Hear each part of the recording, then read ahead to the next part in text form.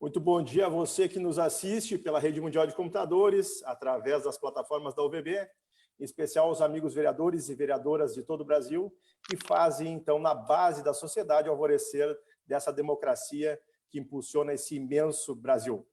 No dia de hoje, a União dos Vereadores traz, dando início a uma série de lives sobre grandes temas nacionais, juntamente com o presidente Gilson Conzatti e eu, o 32º presidente da República e atual senador pelo estado de Alagoas, Fernando Collor de Mello. Para saudações iniciais, então, abro a palavra para o presidente Gilson Conzatti e, em seguida, para o nosso convidado para que façam as suas considerações e, na sequência, daremos início ao debate. Presidente Gilson, com a palavra. Primeiro, bom dia, é uma satisfação muito grande falar com o senador Collor, que eu vou ter que dizer que eu votei nele para presidente da República e, numa ocasião, eu disse para ele, eu voto de novo. Ele ficou, eu lembro, lá no Congresso, que ele me disse, ficou me olhando assim, voto de novo. Porque foi uma mudança no nosso país, sim, com a presença do Fernando Collor de Mello na presidência da República. Então, é uma satisfação muito grande falar com o senador por Alagoas, ele que tem um trabalho fundamental na educação. Os vereadores do Brasil que participaram nos últimos anos aí, das atividades da UVB, como a Marcha dos Vereadores do ano passado, todos receberam material didático do gabinete do senador Fernando Collor de Mello, ajudando na educação, inclusive legislativa, dos homens e mulheres que fazem o Parlamento Municipal brasileiro. Então, seja bem-vindo, senador. Vai ser uma grande honra conversar com o senhor sobre um assunto tão importante que é a educação e a Fundeb. Muito obrigado a você, presidente, pelo convite que me fez para participar desse nosso bate-papo com essa enorme legião de brasileiros e de cidadãos brasileiros que são os nossos vereadores e vereadoras. É uma alegria muito grande poder estar aqui falando com todos vocês. Agradecer, desde já, mais uma vez, o voto que me foi confiado em 1989 e a disposição de repeti-lo se voltasse aquela mesma oportunidade.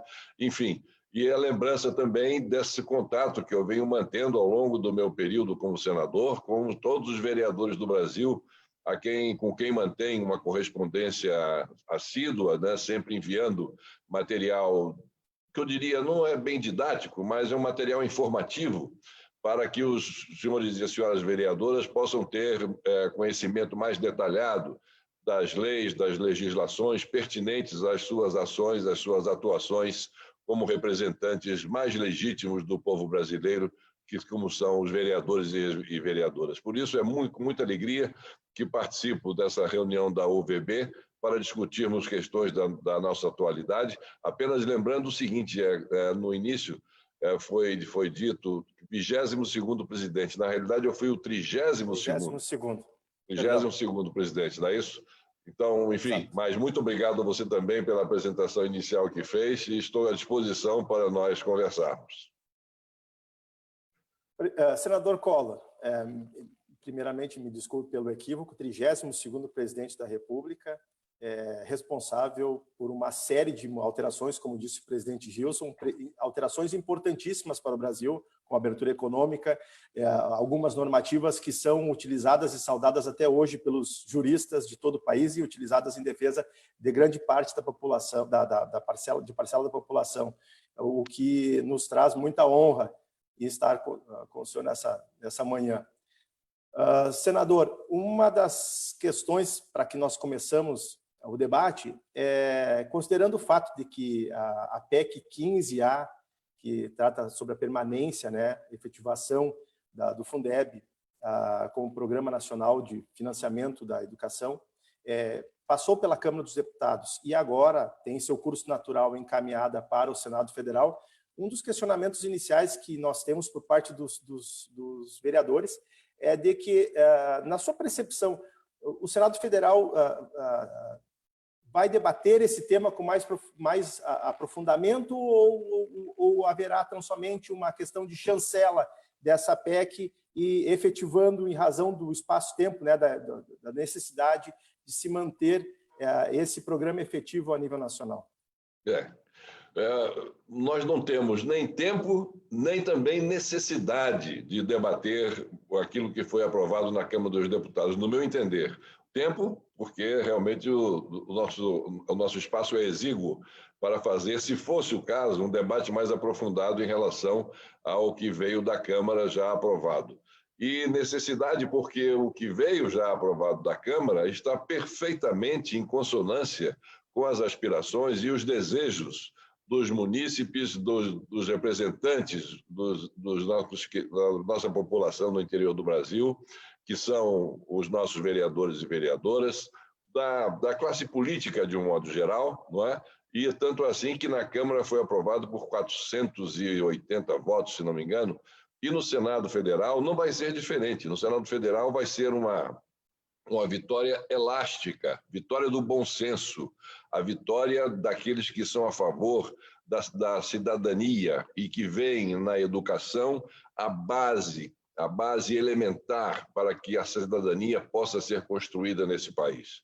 Então, trazer o Fundeb, deixar de ser uma coisa meramente transitória e passando a ser permanente, já é um grande avanço, e também a participação da União, que vai sair dos seus 12% para os seus 23% até 2022 ou 2023. Então, essa participação mais efetiva do governo federal vai ser muito importante para nós alavancarmos de uma vez por todas esse elemento fundamental, como disse, gostaria de repetir, com a permissão de vocês, elemento fundamental para a construção da cidadania, que é a educação brasileira. Por falar em educação, nós tivemos uma conversa também com o senador Cristóvão Buarque, que também é um defensor da educação.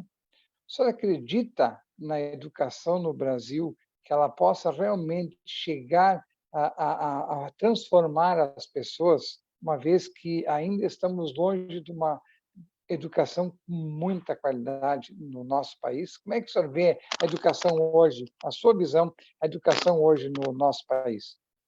Você citou um nome muito importante, não somente na educação, mas na política nacional, que é a do senador, ex-governador Cristóvão Buarque, professor, reitor da UNB, da Universidade de Brasília, Cristóvão Buarque.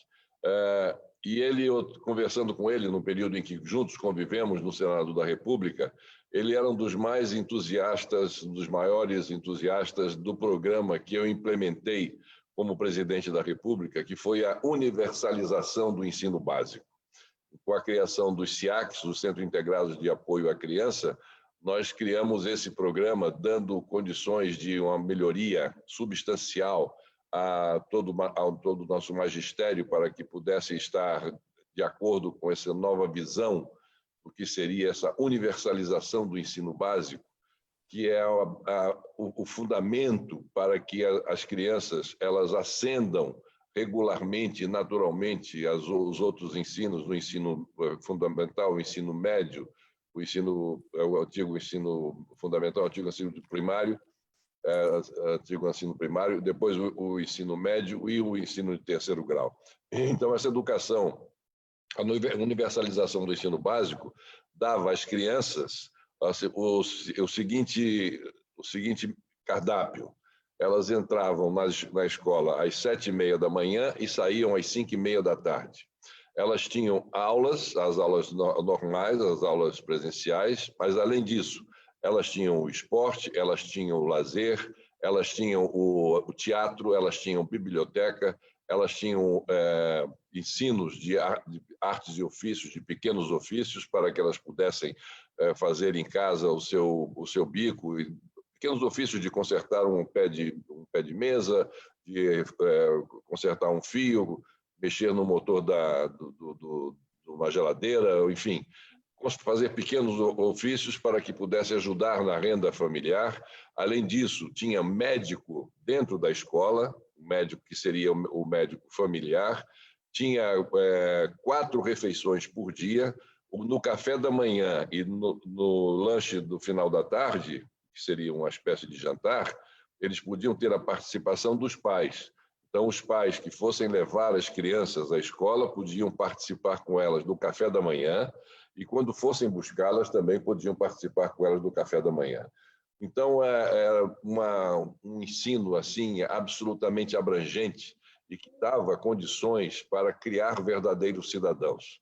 Infelizmente, depois que eu deixei a presidência da República, esse programa foi relegado, foi esquecido, foi fechado. E nós perdemos, presidente, 2 gerações. Já lá se vão 30 anos.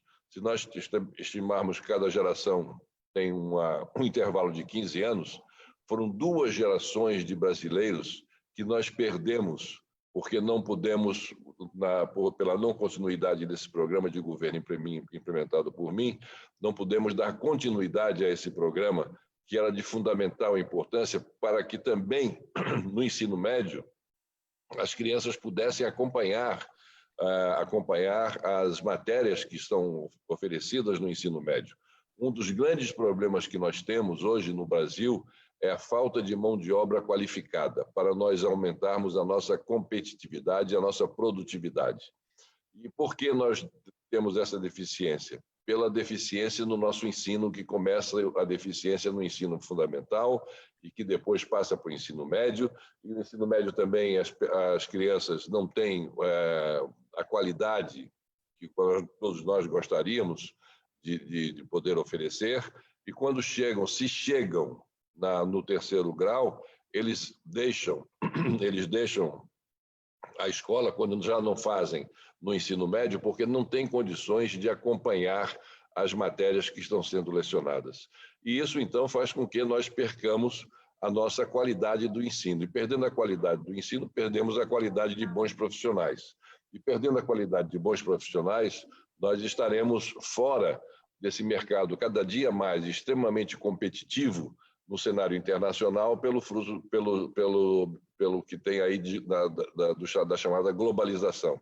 Então, o ensino fundamental é o básico para que nós possamos implementar uma geração de brasileiros que estejam extremamente preparados para um mundo cada dia mais competitivo. O que nós precisamos fazer hoje em dia é isso, presidente. Nós precisamos dar prestígio aos nossos professores, precisamos pagar bons salários, precisamos incentivar o nosso magistério, precisamos dar condições às nossas crianças de frequentar boas escolas, e não como hoje, em que 60% ou 70% das escolas não têm esgoto nem fornecimento d'água. Nós temos que dar condições às crianças de poder ter uma escola com ligação em 4G da internet, com ar-condicionado em condições normais para que eles possam trabalhar, possam estudar, que tenham carteiras, que tenham professores a tempo e a hora, que tenham um horário escolar mais elástico e não somente de 3, 4 horas por dia, que é absolutamente insuficiente para que as crianças aprendam aquilo na medida em que hoje o mundo exige. Enfim, e para isso nós precisamos ter ministro da Educação, presidente. Nós precisamos ter um governo que se preocupe, sobretudo com essas 2 áreas, educação e saúde. E, infelizmente, não é isso que nós estamos vendo hoje. Nós estamos vendo hoje o 3º ministro da Educação, e eu espero que ele se recupere rapidamente da infecção que ele teve por coronavírus, para que ele comece a trabalhar. Nós estamos há 1 ano e meio nesse turnover de ministros da Educação e de Saúde, que são 2 áreas fundamentais. Educação, por tudo isso que nós estamos agora falando. E na saúde, porque estamos no meio de uma pandemia que nós não temos na nossa memória nem registrado nenhum fato, a não ser aquela gripe espanhola que ocorreu há mais de 100 anos e que não foi com a gravidade dessa pandemia que se abateu sobre o mundo inteiro, que é o do Covid-19. Então, nessas 2 áreas essenciais, nós estamos com falta de pessoas que possam comandar e coordenar ações efetivas para que nós combatamos, de um lado, a saúde, a pandemia do Covid-19, e, do outro lado, a educação, para nós combatermos o analfabetismo e o mau preparo das nossas crianças para um mundo competitivo, como eu dizia há pouco, que se afigura diante de nós. Senador Collor, o senhor fez referência no início, então, de que o Senado Federal está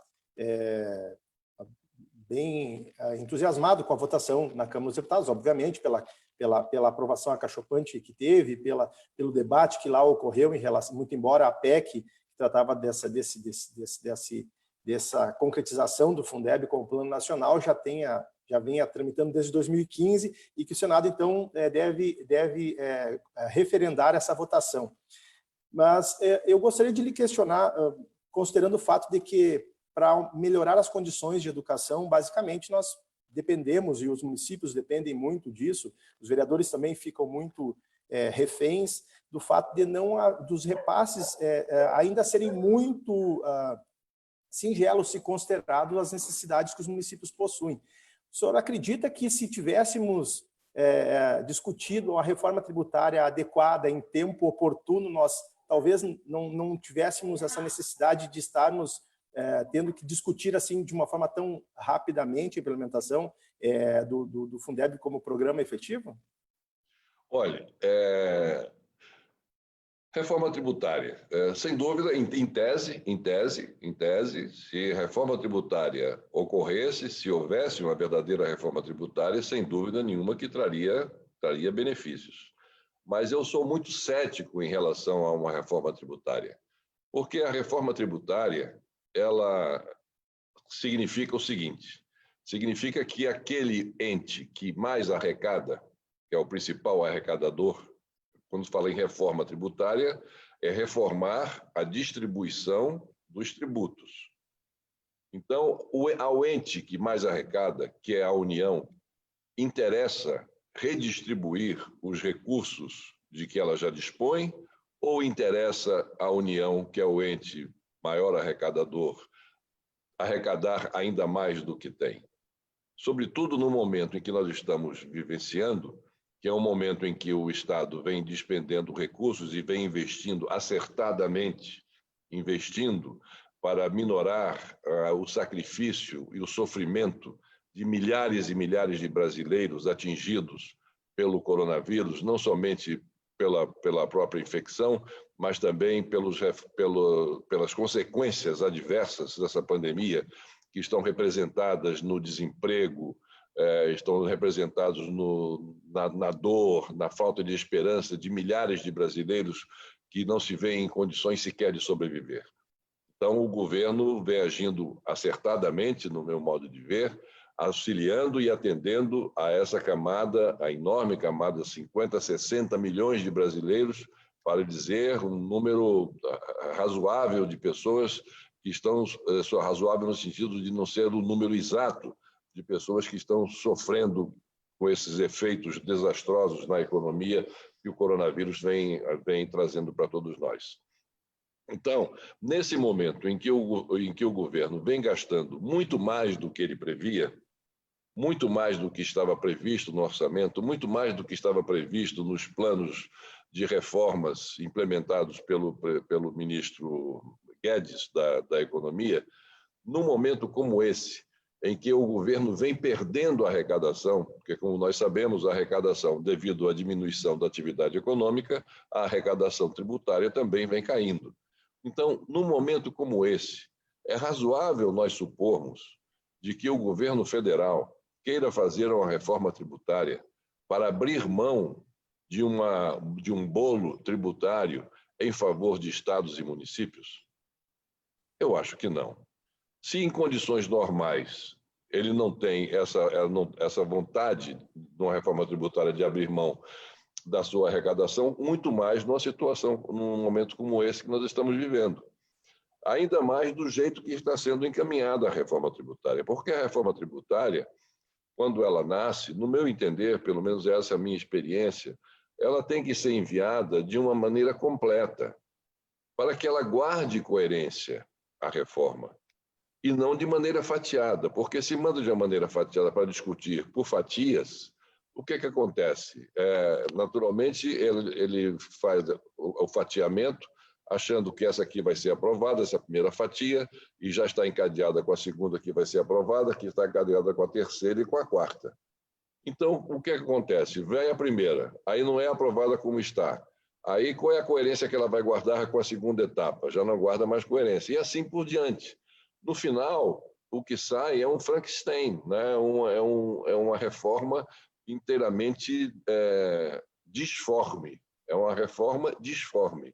É uma reforma que, por não guardar coerência, não guarda naturalmente a eficiência necessária que se quer numa reforma tributária para se fazer justiça aos entes federados, e não justiça somente a um ente federado que fica com 60% da arrecadação geral do Brasil e o restante distribuído por estados e municípios, o que faz com que estados e municípios sofram muito, porque a Constituição de 88 ela foi muito rápida no sentido de passar para os estados e municípios direitos e deveres. Então, agora fica sob a responsabilidade dos estados isso e aquilo, fica sob a responsabilidade dos municípios isso e aquilo. Mas se esqueceu de dizer, bom, fica sob a responsabilidade dos municípios e dos estados essas atividades, mas com quais recursos eles vão contar para fazer face a essas novas obrigações que a Constituição está lhes passando. Então, isso onerou demais o caixa dos estados e municípios. Então, o que faz com que os estados e municípios fiquem cada vez mais dependentes das benesses e da boa vontade do governo federal em relação aos seus pleitos. Além disso, quando há um processo de dificuldade como esse que nós estamos passando, e ainda bem que houve também por parte do Executivo, com o apoio decisivo do Senado e do Congresso, da Câmara Federal, do Congresso Nacional, apoio nesse sentido, para que fosse, de alguma forma, amenizado essa perda do FPM e do FPE para estados e municípios, senão a situação seria muito pior. Se não tivesse também não tivessem sido enviados recursos para o combate ao Covid, também a situação estaria muito pior. Então, são medidas que eu estou dizendo que o governo federal vem adotando com o apoio e muitas vezes pela iniciativa do Congresso Nacional, que estão acertadas. Mas isso a gente sabe que não está resolvendo os problemas e as agruras por que estão passando os prefeitos e os vereadores para atender às demandas da população. E isso vai até o mais tardar, aí esticando, a gente achando que isso aí, como agora vamos dar mais 2 meses, né? Mais 2 meses para o auxílio emergencial, mês de julho, mês de agosto, porque se encerrou no mês de junho, a terceira e última parcela, mas nós precisamos esticar isso ainda mais, precisamos ver que o fim da calamidade decretada lá atrás, em março, ela vai até dezembro deste ano. E a partir de janeiro do ano que vem? E a partir de janeiro do ano que vem, como é que vai ficar o FPM dos municípios e o FPE dos estados, com novos prefeitos iniciando a sua gestão, ou prefeitos reeleitos iniciando a sua gestão, os vereadores reeleitos ou eleitos pela primeira vez, voltando à atividade pública? Como é que eles vão se deparar com a situação dos seus municípios e como é que eles vão resolver essa questão para sanar essas dificuldades? Então, reforma tributária, falar em reforma tributária como isso, parece para mim uma quimera. É o sonho de uma noite de verão. Nós vamos estar discutindo sobre questões que dificilmente serão implementadas, vai dar muito debate, vai dar muita confusão e não vamos chegar a nenhuma conclusão efetiva para realmente dizer que sim, foi aprovada uma reforma tributária que vai atender aos seus objetivos. Quais sejam esses objetivos? É de fazer justiça na distribuição do bolo tributário nacional. E para fazer justiça na distribuição do bolo tributário nacional, é necessário que o governo federal abra mão de parte da sua arrecadação e reforce o caixa dos estados e dos municípios. E isso eu tenho absoluta certeza que não vai acontecer. Presidente, o governo Bolsonaro, na sua campanha, e depois também, sempre falou mais Brasil, menos Brasília. Mas a gente sabe que é muito difícil, tem essa questão, o senhor colocou muito bem, os municípios cada vez mais com obrigações e menos recursos, porque passa ao município a obrigação e não se dá a fonte do recurso para os prefeitos e os gestores municipais cumprirem as suas obrigações. Nós falamos muito em pacto federativo, isso é uma das bandeiras da UVB, da CNM, mas a gente sabe que o governo, essa reforma tributária que o senhor está colocando aí, e muito bem colocado, como que o governo federal vai abrir mão? O que vai haver, e está se sentindo, é que vai existir uma reforma dizendo o seguinte: vamos simplificar os impostos, mas não vai baixar o imposto. Não vai ter a divisão do bolo tributário para estados, municípios e a União. A União cada vez vai ficar com seus recursos, porque não tem, segundo o ministro do TCU, João Nardes, João Augusto Ribeiro Nardes, ele dizia já no passado que 96% da arrecadação do país já estava comprometida, né, o ministro. Então, como que o governo federal vai repassar? E ainda mais com essa crise que vamos ter, sim, ali na frente e rapidamente, por causa do coronavírus, do Covid-19, que os municípios vão perder a arrecadação, já estão perdendo, os estados e a própria União. Então, é um tema também muito para ficarmos atentos, mas eu também não acredito que vai haver uma pactuação aí por exemplo, da divisão do bolo tributário. E aí entra a educação também, entra o desenvolvimento, entra a saúde, entra uma série de fatores que nós vamos ficar amarrados por falta de recursos. O senhor colocou também a questão lá do seu governo, quando iniciou um projeto e depois esse projeto não teve continuidade de educação. Nós poderíamos ter, sim, uma educação diferente e de qualidade, de melhor qualidade hoje no Brasil, se tivesse continuidade e dado a continuidade àqueles projetos importantes que o senhor lançou na década de 90. Uhum. É exatamente isso. E no que tange a reforma tributária, presidente, essa que está sendo apresentada como tal, como reforma tributária, na realidade ela não é uma reforma tributária estrito sensu, porque ela não está tratando dessa redistribuição dos recursos. Ela está tratando, no fundo, do aumento da carga tributária.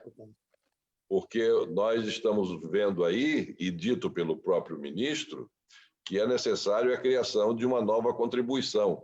Aí ele diz, não é uma CPMF, como havia anteriormente, mas é uma contribuição sobre transações digitais.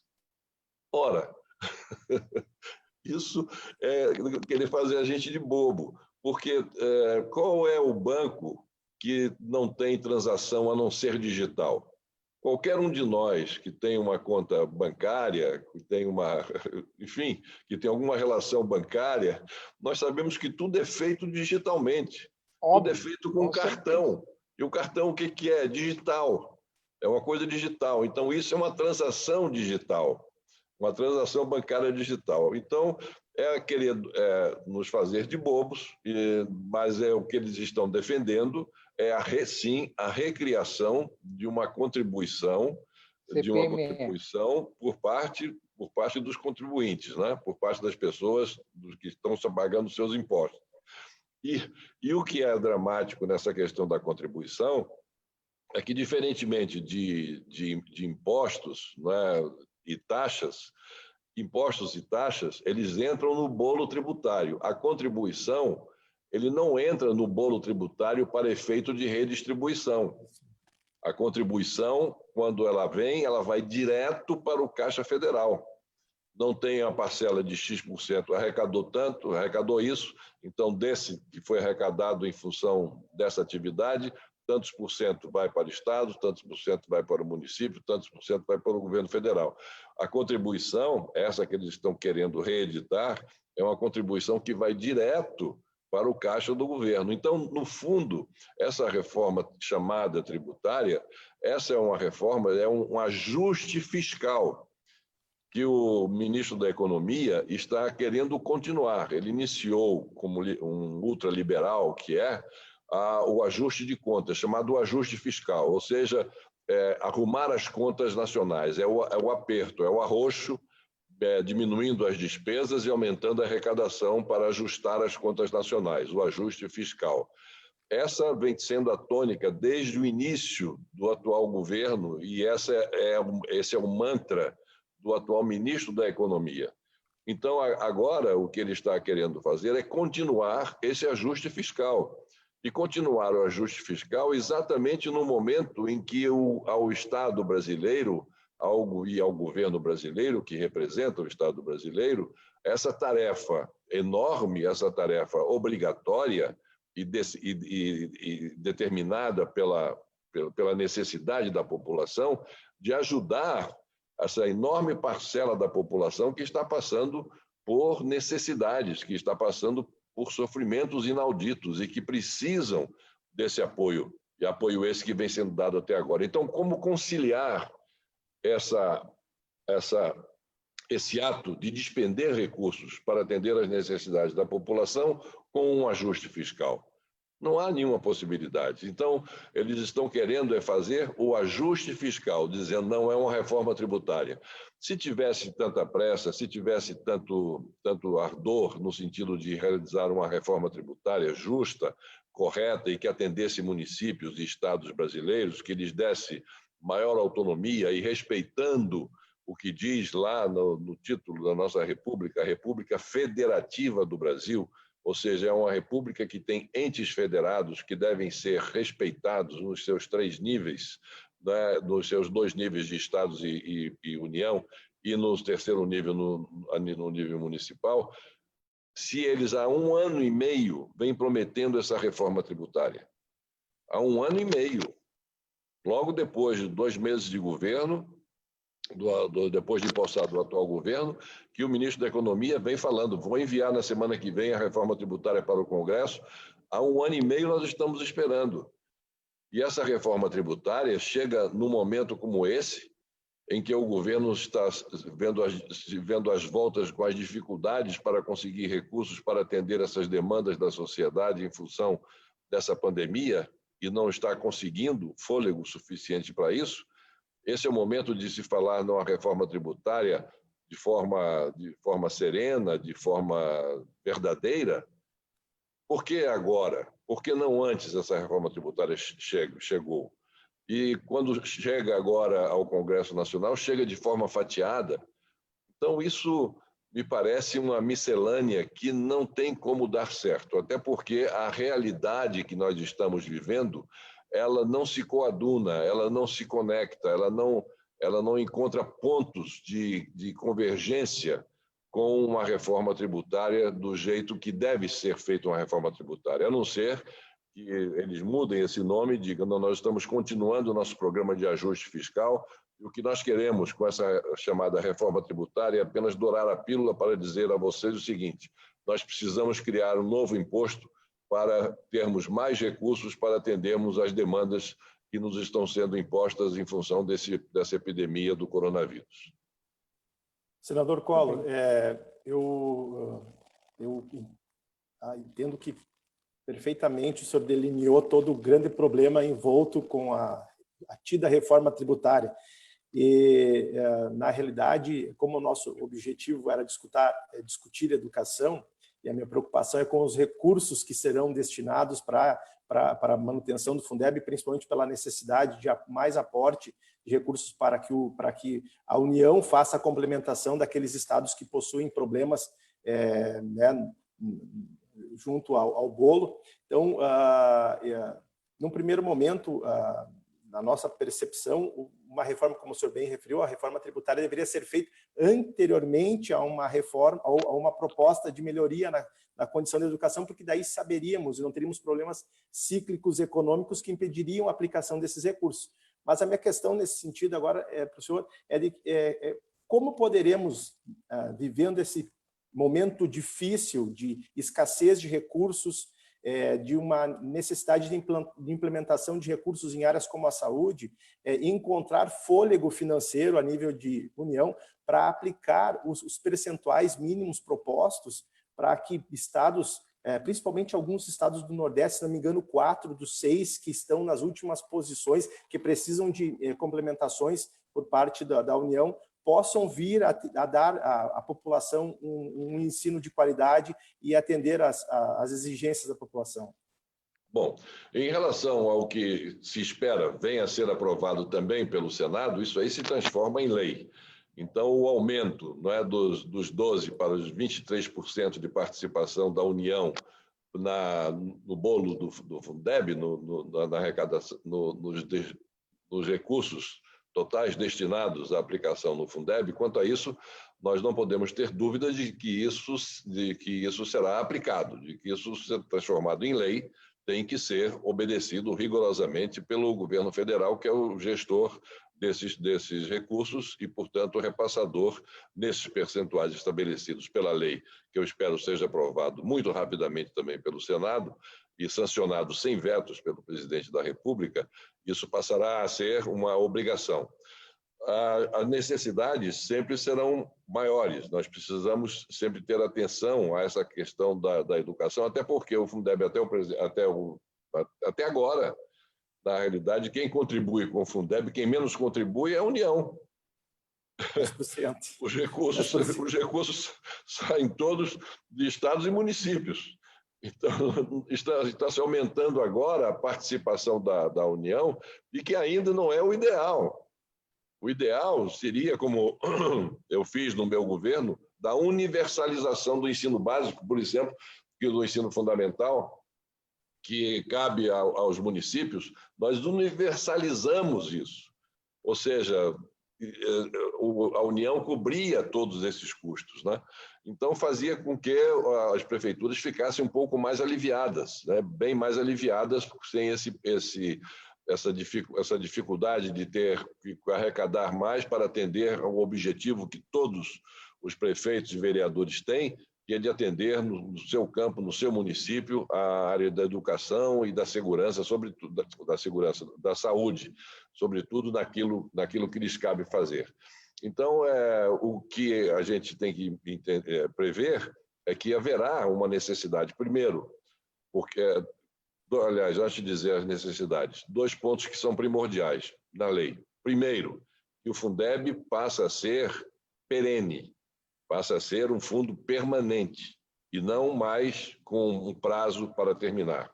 Isso é fundamental porque dá previsibilidade, dá segurança e dá tranquilidade aos gestores de que estarão com aqueles recursos sendo recebidos a tempo e a hora.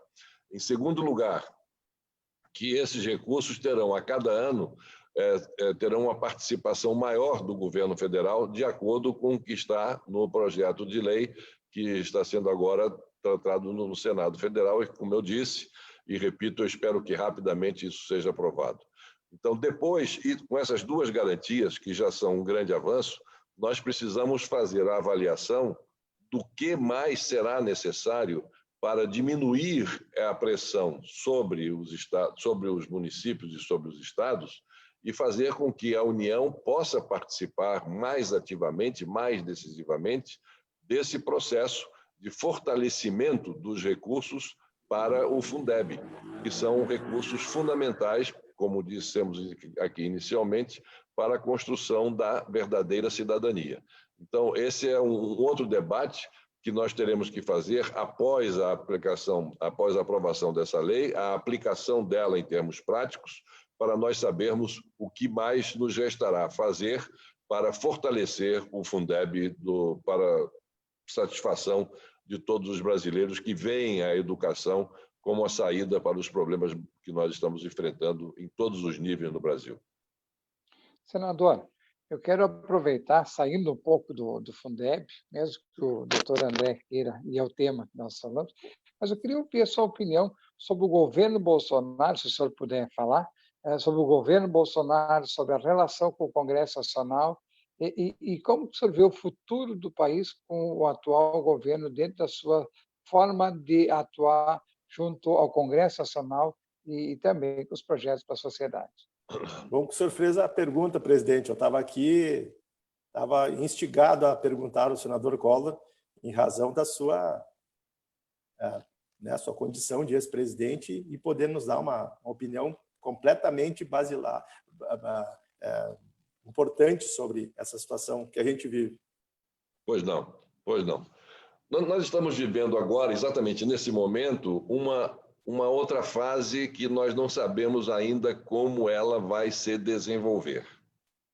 Nós temos uma primeira fase do atual governo extremamente dificultada pelos conflitos que diariamente o governo federal criava, com declarações do presidente sempre muito hostis na sua relação com os outros dois poderes, o poder judiciário e o poder legislativo.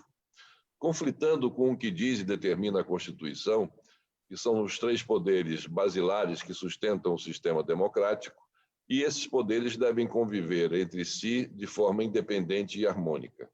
Conflitando com o que diz a Constituição, né, de que devem os poderes conviver de forma independente e harmônica, o que aconteceu foi que, no começo desse governo, e até pouco tempo atrás, esse governo gerava, como eu estava dizendo, conflitos diários por declarações sempre desairosas, declarações sempre hostis aos poderes, judiciário e legislativo, e também aos seus integrantes. Como também estendia isso no seu relacionamento de hostilidade aos governadores e aos prefeitos, quando o tema levava à discussão sobre qual a melhor forma de combater a propagação do Covid. Enfim, era uma relação extremamente conflituosa que gerava, né, essa perspectiva de um conflito institucional latente. Então, era um clima de muita intranquilidade, um clima de muita beligerância, um clima que era aumentado ainda mais com a presença do presidente da República nas manifestações de rua, em que faixas eram desfraldadas na frente, ele com a presença física dele nessas manifestações, contrariando as orientações médicas e dos infectologistas e da ciência e da academia de que não participasse de aglomeração, não somente ele, mas qualquer um de nós, que não participássemos de aglomerações e usássemos máscaras, enfim, esses preceitos de higiene básica, né? E também mantendo o distanciamento social. E o presidente comparecia a essas manifestações e, na frente dele, essas faixas eram desfraldadas pedindo o fechamento do STF, pedindo o fechamento do Congresso, pedindo a volta do AI-5, pedindo a volta de um regime de exceção. Enfim, e o presidente, ele que é o primeiro que deve mostrar o seu respeito à Constituição, porque sobre ela ele jurou governar. Sob ela ele jurou governar, não é? Então ele tinha que dar demonstrações efetivas de prezar a democracia. E tudo aquilo que estava sendo colocado nessas manifestações eram propostas contra o sistema democrático, pela ruptura do sistema democrático. Então, ele não dava uma palavra contra aquilo que estava sendo dito, contra aquilo que estava sendo mostrado na frente dele.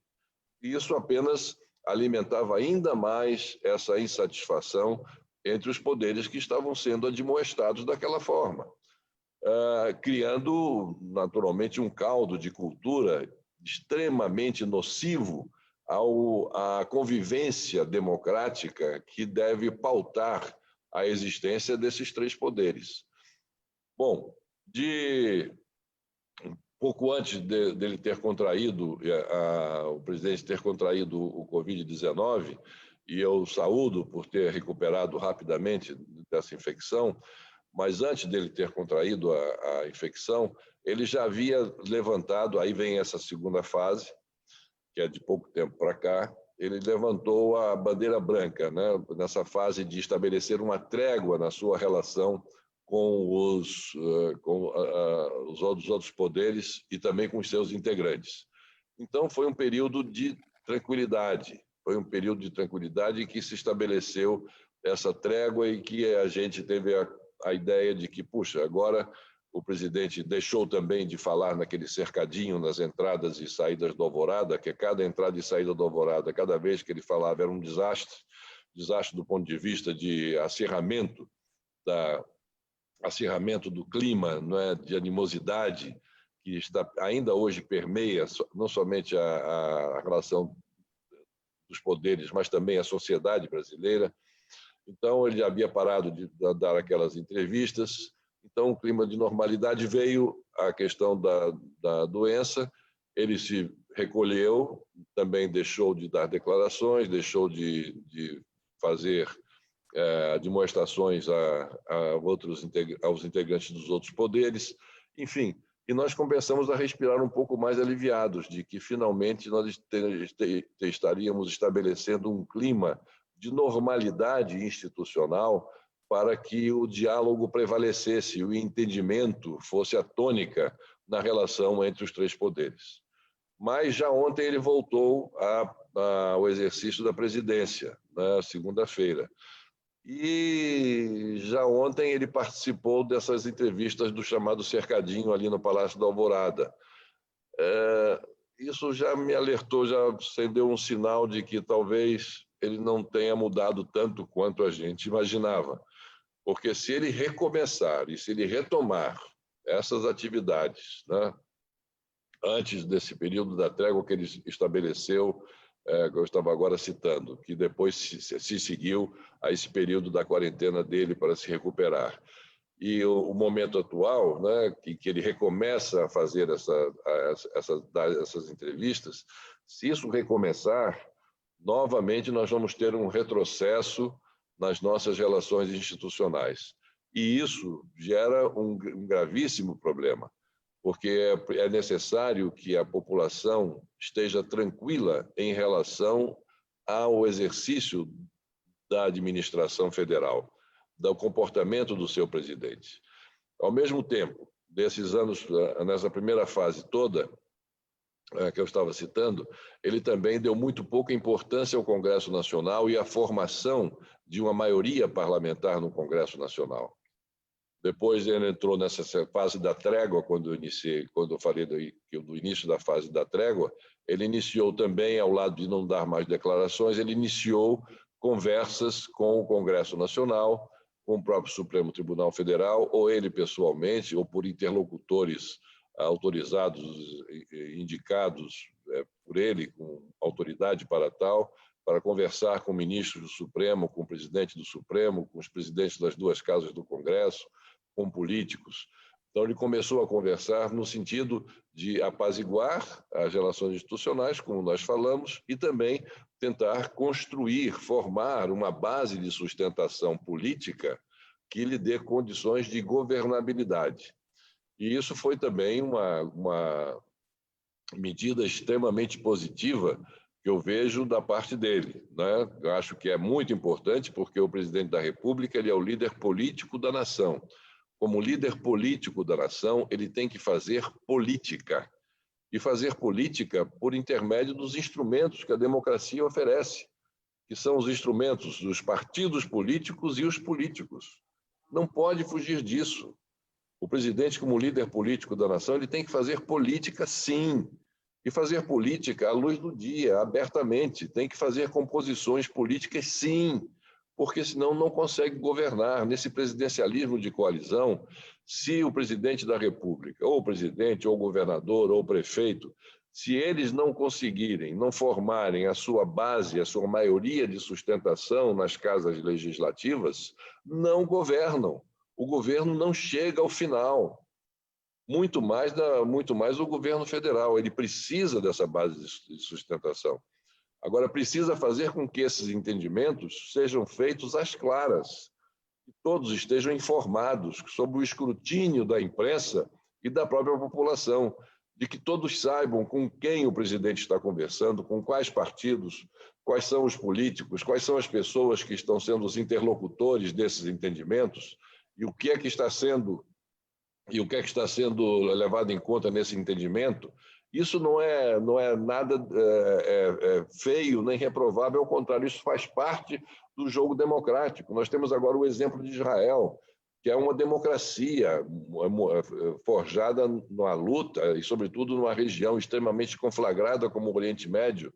Em Israel, agora, recentemente, aconteceram 3 eleições para eleger a maioria no Knesset, que é o parlamento deles, para formar um novo governo. Nessas 3 eleições, nenhum dos 2 principais partidos obtiveram maioria. E aí não conseguiram maioria na primeira eleição, fizeram a segunda eleição, não conseguiram maioria, nenhum dos dois, fizeram a terceira eleição, nenhum dos dois conseguiu maioria, e aí o que resolveram fazer? Sentaram-se à volta de uma mesa, os dois contendores principais, os dois líderes de cada um dos dois partidos, e disseram, bom, como é que vamos resolver isso? Aí resolveram, mas debaixo dos holofotes, debaixo todo mundo participando, quer dizer, pela imprensa, pela mídia, e a população tomando conhecimento. Eles dividiram os ministérios. Eles disseram, esses ministérios ficam com o seu partido, esses ministérios ficam aqui com o meu partido, e não somente dividiram os ministérios, como dividiram o próprio mandato.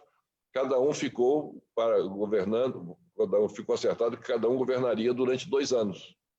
Então, isso é normal que isso aconteça, isso faz parte do jogo democrático. Na Itália, para citar um outro exemplo, e para ficarmos nesses 2 exemplos, a Itália, houve uma reformulação partidária muito grande na Itália, como nós sabemos. Bom, e nessas últimas eleições, partidos de extrema-direita ganharam, mas nenhum deles conseguiu a maioria. O partido 5 Estrelas e o partido Liga do Norte foram os vitoriosos, mas individualmente não conseguiram a maioria, nem eles em conjunto conseguiram a maioria.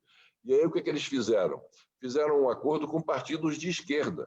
Eles, de extrema-direita, fizeram um acordo e um entendimento com um partido de esquerda, com partidos de esquerda, para juntos formarem um governo, indicarem um primeiro-ministro, com o fito de obedecer a um programa elaborado por eles dois. Ou seja, a extrema-direita e a esquerda encontraram pontos de concordância para poder elaborar um programa de governo único que contasse com o apoio de um lado e do outro. Então, é assim que é feito. A política é assim, a democracia é construída assim. É muito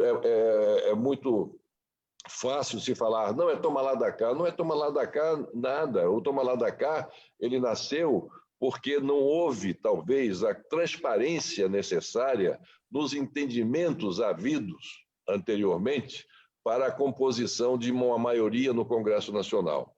Mas no momento em que tem isso, a democracia exige, em que haja transparência, em que haja tranquilidade para que a população tome conhecimento do que está se passando, isso é absolutamente natural. Isso é uma exigência do processo democrático, que é o entendimento, a busca do consenso, e com base nesse consenso, na formação de uma unidade mínima para se obter uma maioria que proporcione ao chefe do Poder Executivo condições de implementar o seu programa de governo esse para o qual ele foi eleito democraticamente pela maioria da população. Então, eu não sei agora se isso vai continuar. Eu espero que sim. Eu espero que esse diálogo ele continue a existir, porque sem maioria parlamentar, esse governo ou qualquer um outro, ele não conclui o mandato. E eu aguardo e eu espero ansiosamente que o presidente da República tenha sucesso nessa iniciativa que adotou lá de uns meses para cá, não é? Antes de contrair esse vírus, ele já havia iniciado esses contatos, e eu espero que ele continue com esses contatos, não somente para aproximar o Congresso Nacional do seu governo e fazer um governo em que os partidos políticos se sintam nele representados, como também na sua relação amistosa, independente, mas harmônica com o Poder Judiciário e, naturalmente, por esses entendimentos que estão ocorrendo com o Poder Legislativo, em decorrência disso tudo, do próprio Poder Legislativo. Presidente Gilson, a sua pergunta foi extremamente feliz, diga-se de passagem, por termos uma posição tão balizada quanto do senador Collor. A nossa conversa poderia perdurar por muito mais tempo, mas, em razão do tempo, senador, teremos que nos despedir. E, de pronto, já lhe agradeço a toda a sua equipe por ter gentilmente se colocado à disposição. O senhor é um grande parceiro da UVB, como o presidente Gilson já disse no início. Nós somos muito gratos pela sua disponibilidade em estar participando conosco e estar transmitindo para vereadores de todo o Brasil, mais de 57 mil homens e mulheres que trabalham, labutam diariamente em favor da democracia e que tiveram nas suas palavras aquilo que a gente vem referindo há bastante tempo, de que não se pode demonizar a política. A política é o instrumento pelo qual nós transformaremos o nosso país num local melhor para que todos possamos viver. Então, presidente Gilson, dizendo isso, lhe passo a palavra para que o senhor faça as considerações finais, depois para o senador Collor, para que a gente possa nos despedir daqueles que nos acompanham nessa manhã de hoje. Muito bem. Muito obrigado. Obrigado, André. Obrigado, senador Collor. Uma satisfação grande ter aqui, um privilégio nosso de poder contar com a sua presença, com a sua experiência e com o seu pensamento atual, que é extremamente importante. Eu considero como um aprendizado para os homens e mulheres do Poder Legislativo, para os políticos como um todo, porque o senhor tem uma experiência de quem passou pela presidência da República, que quem construiu e constrói hoje com o Congresso Nacional ações políticas para dar ao nosso país uma esperança ao nosso povo brasileiro. Então, eu lhe agradeço, obrigado, e obrigado pela parceria que tem feito aí com a União dos Vereadores do Brasil e com todos os homens e mulheres do Parlamento Municipal. Muito obrigado, presidente Gilson, muito obrigado pelo convite que me foi formulado, muito obrigado ao André, e eu quero dizer que essa nossa parceria, minha parceria com a União dos Vereadores do Brasil e com todos os vereadores e vereadoras do Brasil, é uma parceria que está sempre em permanente ação. Então, que nós estamos sempre muito atentos, tudo aquilo que eu entendo que seria necessário ou interessante ser do conhecimento dos senhores e das senhoras vereadoras, eu estou imediatamente entrando em contato, como todos sabem, e enviando a literatura e as informações necessárias para dar uma base ainda maior do que aquelas que todos já têm, para exercer um mandato tão bonito, que é o mandato primeiro, né, de toda a carreira política, é o de vereador. Eu, quando prefeito de Maceió, a minha relação com a Câmara de Vereadores foi a melhor possível, foi a relação mais amistosa que eu tive. Fui governador também, com a Assembleia, tive uma boa relação, com o presidente não tão boa, com o Legislativo, mas a melhor das relações com o Poder Legislativo que eu tive enquanto exerci poderes nas esferas municipal, estadual e federal foi num período em que fui prefeito da minha capital, de Maceió, e eu agradeço muito a todos os vereadores que naquela época estiveram conosco trabalhando pelo desenvolvimento da nossa capital. Então, muito obrigado mais uma vez pelo convite, foi uma honra participar desse programa, dessa nossa conversa, desse nosso bate-papo, e dizer a todos que confio bastante e muito na nossa democracia, e a nossa democracia está fincada no mandato dos senhores vereadores do Brasil. Os vereadores são aqueles que formam a base da construção democrática brasileira. E é nos senhores e nas senhoras que nós todos temos muita confiança. Muito obrigado, professor Gilson, presidente Gilson. Muito obrigado ao André pela oportunidade que me deram e até um outro momento, se Deus assim permitir. Um abraço. Abraço, muito obrigado, senador Collor, presidente Gilson. Assim encerramos o primeiro dia de debate sobre temas nacionais que a UVB propicia em favor dos vereadores, a fim de qualificá-los e trazer informações que são relevantes para a sociedade. Um grande abraço a todos que estiveram conosco nessa manhã de terça-feira e até uma próxima oportunidade. Abraço a todos.